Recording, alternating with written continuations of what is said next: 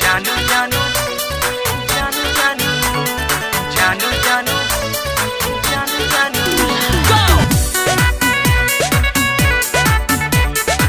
Recording by Priyanshu studio Chauri Chaura. Music by Aman Rock. जानू जानू जानू जानू जानू जानू कही के उ दिलवा से खेले, मानी ला बात रही जाइब अकेले। सुना जानू जानू कही के उ दिलवा से खेले, मानी ला बात रही जाइब अकेले। आजकल के लड़की सन कमाल करेली, बाबू सोना जादू टोना कही के हलाल करेली। आजकल के लड़की सन कमाल करेली,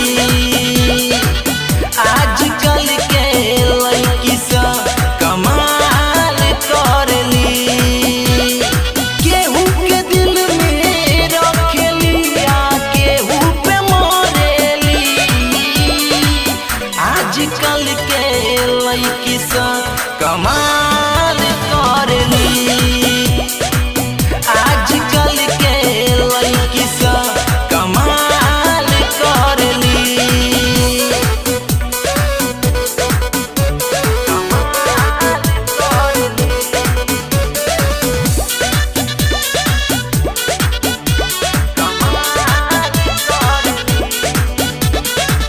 काल कैला पे वेटिंग जे आई, गलती से पूछी न कौन है।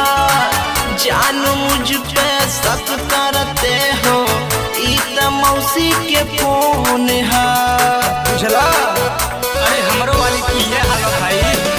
काल कैला पे वेटिंग जे आई, गलती से पूछी न कौन है।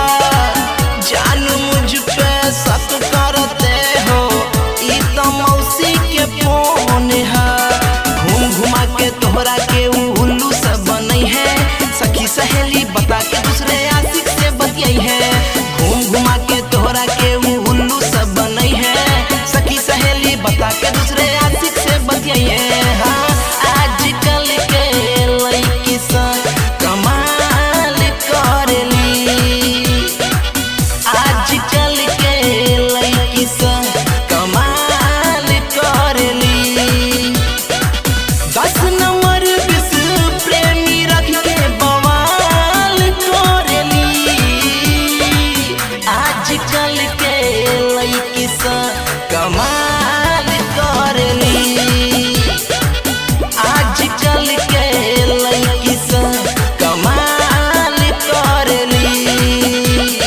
जानू जानू जानू जानू जानू जानू जानू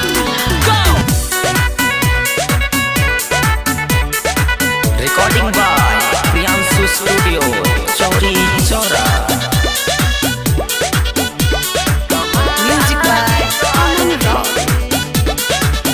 आज तोहरा से बतिया के काल्हू दूसरे संग उड़ी जाई है। कांड कई के तीसरा सॉन्ग है, फिर से तोहरे के फंसई है। अरे कहा बताई भाई। आज तोहरा से बतिया के काल्हू दूसरे संग उड़ी जाई है। कांड कई के तीसरा सॉन्ग है, फिर से तोहरे के फंसई है। कहेले अनिल सोच समझ के दिलवा तू लगई है, प्यार के लफड़ा छोड़ के सिवा राधे राधे गैया। कहेले दुर्गा सोच समझ के दिलवा तू लग